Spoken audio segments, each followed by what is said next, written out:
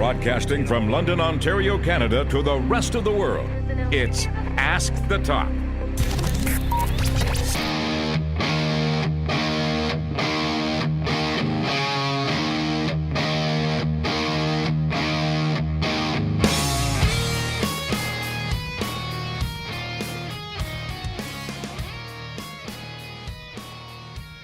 Thank you very much for tuning into the latest episode of Ask the Top. As always, I greatly appreciate your ongoing support, and it goes stronger with every episode. In fact, I'm receiving more questions than ever. More new listeners are tuning in than ever before. And I hear you on social media, so thank you very much. It's humbling. You can catch new episodes of Ask the Top on YouTube. Subscribe to me on there. Chris Toplack, easy to find. ChrisToplack.com, the original home of the show. TWM.news and TheReactionRoom.com, two great partners and supporters of the show. You can find me on social media too. Love to interact with you on there. Ask the Top is my Facebook fan page, at Chris Toplack on Twitter, at Chris Toplack on Instagram, Google+, Tumblr, VK, you name it, I'm probably there. A stacked edition of the program today. My thoughts on the WWE Superstar shakeup that took place just a mere matter of days ago. Andre the Giant's documentary, I caught it recently. I'll give you my review. Bruno's passing, that knocked the wind out of me. Give you my thoughts on that. What's missing from the current product and predictions for WWE Greatest Royal Rumble. I feel like Stone Cold Steve Austin today. I have 2 beers with me. Reason being, I tried a new one. It's Broadhead Brewing Company. They're out of Ottawa, Ontario, Canada. Bodacious Blueberry. It's a blonde. It's nice. The blueberry is actually quite subtle. Still 5% alcohol. It's nice. It says a golden blonde color. Awesome, gnarly, radical punch wallop of blueberry flavor. I like it. The only problem was that I left it in the fridge for not too long. Certainly an issue when you drink beer at room temperature, but it's still very flavorful, and I'm impressed. My backup is what I actually had that's ice cold, by the way, a couple of weeks ago. It's Anderson Craft Ale's Cream Ale. Should add, won silver in the Canadian Brewing Awards. Check them out, andersoncraftales.ca. So as I said, I've got the room temperature beer, which, by the way, is my fault. It's still a little bit chilled. It's delicious, being that blueberry. And we got the ice cold cream ale. So I'll take sips of both of those throughout the duration of the program. Industry news and rumors. With all due respect, I have to kick off with this. WWE Hall of Famer Bruno Sammartino passed away at age 82. He inspired millions by embodying hope in the American dream. If you're building a Mount Rushmore of the all-time greats, his face arguably deserves to be on it. Without him, the heights we saw achieved over the past 40 years may have never even been obtainable. Sold out Madison Square Garden a record 188 times. Some say it's untrue, it's unfounded. Others claim that's the gospel. Either way, a massive draw. Bruno was one of the biggest stars of any era, and in my humble opinion, the greatest champion in wrestling history. Wherever he might be, rest assured that a sellout crowd is cheering on the living legend. I have to tell you, this one actually knocked the wind out of me. I did not expect it to, but so many people that I know are familiar with Bruno Sammartino, those who are not even wrestling fans. My dad's a wrestling fan too. We had some great conversations about Bruno Sammartino. And he said that guy was legit. Man, was he ever. What a loss. John Cena and Nikki Bella, speaking of losses, have ended their relationship after 6 years. I'm not exactly surprised by this. Both are insanely busy. They work schedules where they probably hardly see each other. And John Cena is a man that, for better or worse, is dedicated to his craft, not just wrestling, but acting and anything else that he's pursuing. So likely did not have time for his better half. So unfortunately, they have broken up. Dolph Ziggler, maybe he has an opportunity to get back with Nikki Bella. Cash in his Money in the Bank dating contract. Camping World Stadium in Orlando is pushing very hard to have WrestleMania back. This is from their official Twitter account. WWE fans were hard at work bringing WrestleMania back to Orlando, but need your help. Share why you think hashtag WrestleMania should return to CW Stadium and send us your favorite Orlando WrestleMania week picks. I think it's too soon. It's not fair for so many other stadiums that could host WrestleMania. I'd still love to see it return to the Great White North or actually see it go overseas to England. They have some madly devoted wrestling fans over there. I know that there's the time change and the shift, but still, it would make for such a special WrestleMania. So I don't really want to see them go back so soon, but Orlando has been a great spot for the WWE, and also at the same time, NXT is only a few hours away in terms of Full Sail University, the Performance Center, so I could see it returning sooner rather than later. Highlights from the week, I recently watched the Andre the Giant documentary that aired on HBO about a week ago. Wanted to share my quick thoughts. So some of the pros involved, and I shared this on my social media accounts. I just wanted to get a little bit more involved here. It was very heartfelt. It was captivating. I was engaged from the very beginning. Also, it conveyed the sheer importance of Andre's legacy on professional wrestling and pop culture and why he was so special as a human being. I also loved the unseen archival footage and still photos from his younger years. You actually see him in a lumberjack gimmick trying to chop a tree down, and he is a string bean at that point. He hasn't put on a lot of weight. He's probably only about 400 pounds, which may not seem like a lot, but for a guy who was legitimately about 7 feet tall, I mean, he carried it well at that point. He's very athletic. You actually see him in the ring working on submission holds, which is pretty unreal. Now, I also have to say, too, the commentary and stories about his life were both hilarious, in and out of the ring, I should add. Now, some of the cons that stood out to me, at times this documentary felt too much like a WWE production. Far too much time was given to Hulk Hogan and Vince. I felt the lineup of those interviewed could have been much stronger, and it needed to focus a little bit more on his early years, but nonetheless, I would still give this about an 8 out of 10, and I highly recommend that you check it out. I just wish that they had more footage from his early years. That's probably my biggest pet peeve of that. But nonetheless, beggars can't be choosers. It was a top-notch production. The Superstar Shakeup. Have to say that was a massive highlight for the week. Got to go over the results here. Heading over to Raw, Jinder Mahal, Ruby Riott, Sarah Logan, Liv Morgan, Kevin Owens, Sami Zayn, Zack Ryder, Woo Woo Woo, Fandango, Tyler Breeze, Natalia, Dolph Ziggler, Drew McIntyre, Baron Corbin, Connor, Victor, Bobby Roode, Mojo Rawley, Mike Kanellis, and Chad Gable. I'm particularly intrigued by the pairing of Dolph Ziggler and Drew McIntyre. It feels like a modern-day Diesel and Shawn Michaels pairing. Jinder Mahal could do well over there on Raw. How about Bobby Roode, the glorious one? Chad Gable. Could he have a singles run? Perhaps challenge for the Intercontinental Championship. So, but then you look over at SmackDown, and before I get to that, some new arrivals too, by the way. Bobby Lashley, Authors of Pain, Ember Moon, No Way Jose. So while we moved to SmackDown, and spoiler, they got the far better end of the stick, having Bobby Lashley and still Seth Rollins and Roman Reigns and so many others that are on Raw is still a stacked show. Ember Moon certainly adds a lot of depth to that women's division, but man, SmackDown got the upper hand. The Miz, Jeff Hardy, who brings over the United States Championship. Samoa Joe, which to me was a game changer. Big Cass, Asuka, another game changer. Luke Gallows, Carl Anderson, I should say. The Club, Sheamus and Cesaro the Bar, R-Truth, Mandy Rose, Sonya Deville, plus new arrivals Peyton Royce, Billie Kay, the iconic duo. Andrade Cien Almas with Selena Vega out of nowhere. Insanity, that's Eric Young, Killian Dane, and Alexander Wolf. Again, completely clear that SmackDown came out on top. Think about this. Samoa Joe, AJ Styles, Daniel Bryan, and Nakamura are on the same show in 2018. Pinch me, I'm dreaming. Unbelievable. Also a big highlight, the entire episode of NXT was fantastic.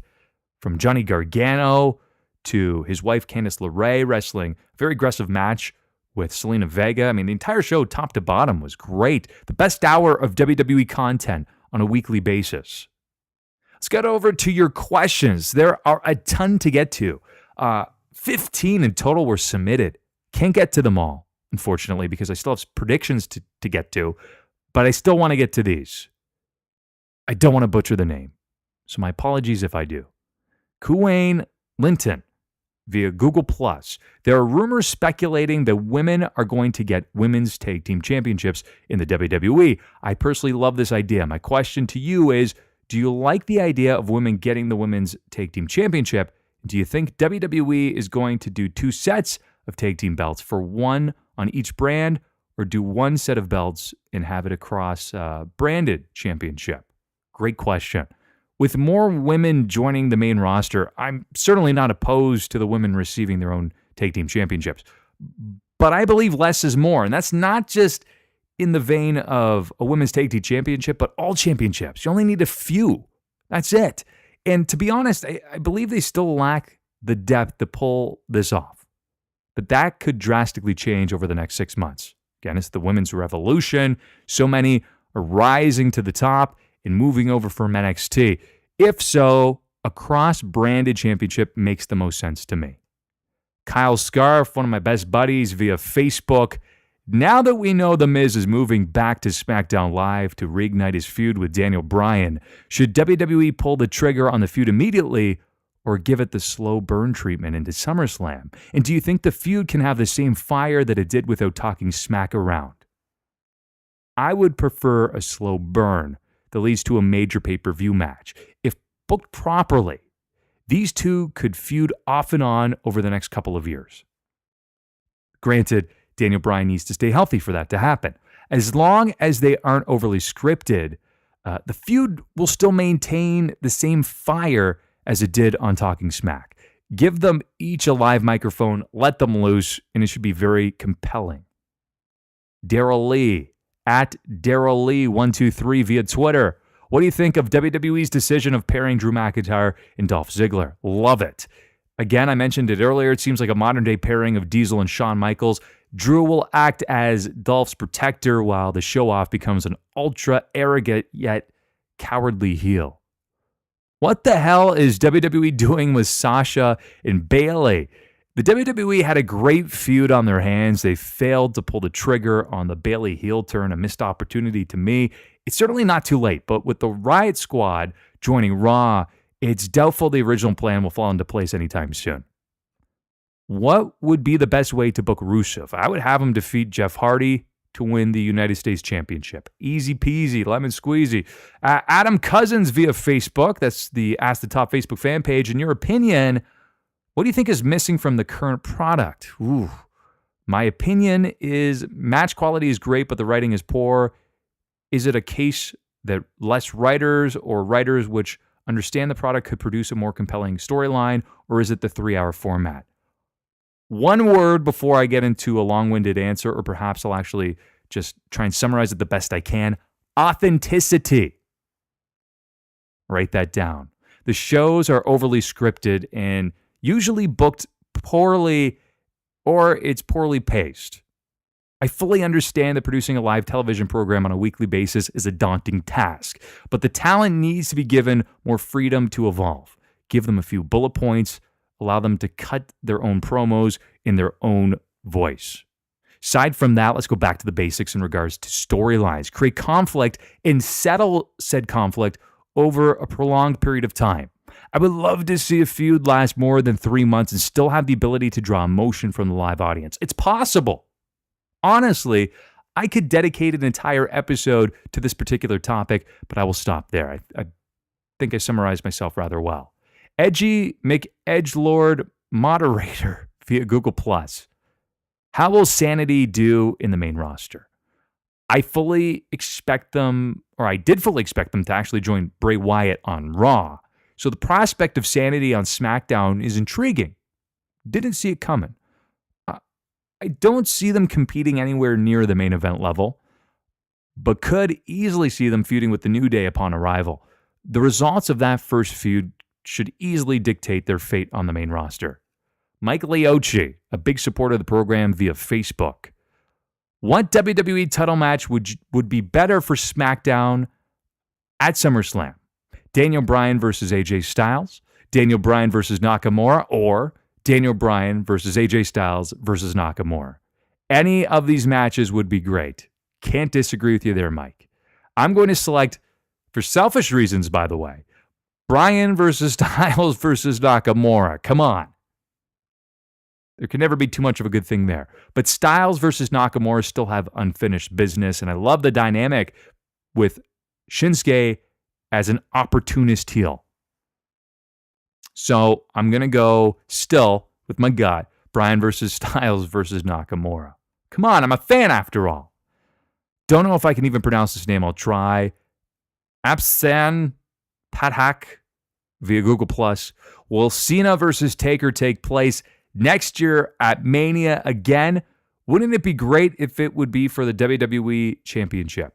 It's certainly a possibility, but I would much prefer a fresh matchup. No, I don't think it would be great if it were for the WWE Championship. The last thing I want to see is a 41-year-old John Cena facing a 54-year-old Undertaker with a major championship on the line. Particularly when Taker wrestles, a few times a year, and Cena has certainly adopted a part-time schedule. Thanks, but no thanks. Maddie Hewitt via Facebook. Who would be number one contender for Carmella's title? I think Charlotte, Asuka, or a six-pack challenge match. Charlotte will likely invoke her rematch clause, so I would imagine she's next. But given her successful title defense against Asuka at WrestleMania 34, it really doesn't make sense to put anyone else in front of her unless the iconic duo occupy all of her time. So it should be Charlotte. It probably won't be, though. Thomas Broadway via Google+. Do you believe Chris Benoit is innocent? No. There's more than enough evidence to prove he was guilty. Anyone who believes otherwise are likely the same conspiracy theory dimwits who are convinced that they just witnessed Bigfoot barbecuing in their backyard with Elvis. Predictions. This dual beer concept should be implemented on a more regular basis. I'm loving it. WWE Greatest Royal Rumble takes place next Friday, April the 27th at the King Abdullah Sport Kings King Abdullah International Stadium in Saudi Arabia. Try saying that 3 times fast. It's going to be taking place at about noon Eastern Standard Time with the pre-show beginning at 11 a.m. All men's main roster championships will be on the line. One notable absence: the women will not be competing on the roster. Unfortunately, in Saudi Arabia, women are not allowed to compete. So every time they go there, the women are not included. This is not a political opinion here. This is just an opinion for what is right. I wouldn't be going to Saudi Arabia and putting on a show if I had to exclude an entire portion of my roster. Doesn't seem fair, doesn't seem right, but nonetheless, this should still be a great event. So there are 10 matches that are announced here. Let's go through them, and I'll go through my predictions. The Bludgeon Brothers, Harper and Rowan versus the Usos for the SmackDown Tag Team Championships. I believe the Bludgeon Brothers are going to retain their SmackDown Tag Team Championships. Bray Wyatt and Matt Hardy, an odd pairing, taking on Cesaro and Sheamus for the Raw Tag Team Championships. Seems pretty simplistic to predict this one. Bray Wyatt, Matt Hardy going to win because, of course, Cesaro and Sheamus are now on SmackDown. How about Seth Rollins versus Finn Balor versus Samoa Joe versus The Miz? It's a ladder match for the WWE Intercontinental Championship. Seth Rollins is going to retain. Jeff Hardy versus Jinder Mahal. It is for the United States Championship. Jeff Hardy's over on SmackDown. That's also where the United States Championship lies, so he's going to retain. Cedric Alexander, his opponent to be determined. That is for the Cruiserweight Championship. Alexander is going to retain that said championship. John Cena versus Triple H. It's a singles match. I believe John Cena will emerge victorious to send the fans home happy. The Undertaker making his illustrious return versus Rusev in a casket match. Those who believe it's going to be Rusev Day are drastically wrong. The Dead Man will easily win this match. Hopefully, he gives the rub to good old Rusev. AJ Styles versus Shinsuke Nakamura. AJ will retain his WWE Championship. You have Brock Lesnar versus Roman Reigns. It's a steel cage match for the WWE Universal Championship. This is a tough one. Could it be Roman Reigns winning the match? Is that perhaps why they saved it for this event? Because he lost at WrestleMania. I would say the majority of fans expected him to walk away Universal Champion. I'm going to say Roman Reigns wins the Universal Championship, even though my gut says Brock Lesnar won't lose. But I think Roman Reigns is actually going to emerge victorious and become your new Universal Champion. They're going to save the WrestleMania moment and move it to WWE Greatest Royal Rumble in Saudi Arabia. Speaking of which, the Greatest Royal Rumble match is a 50-man Royal Rumble match. We're going to see a lot of superstars a part of that. So we have many that have already been announced. Big Show, Braun Strowman, Kurt Angle, Apollo Crews, Titus O'Neil, Elias, Goldust, Mojo Rawley, Dolph Ziggler, Baron Corbin, Chad Gable, Big E, Kofi Kingston, Alexander Woods, Shelton Benjamin, Sin Cara, the returning Chris Jericho, and Daniel Bryan. I'm going with Daniel Bryan all the way. They want to send the fans home happy, and we're going to hear many yes chants throughout that stadium as Daniel Bryan emerges as the greatest Royal Rumble winner.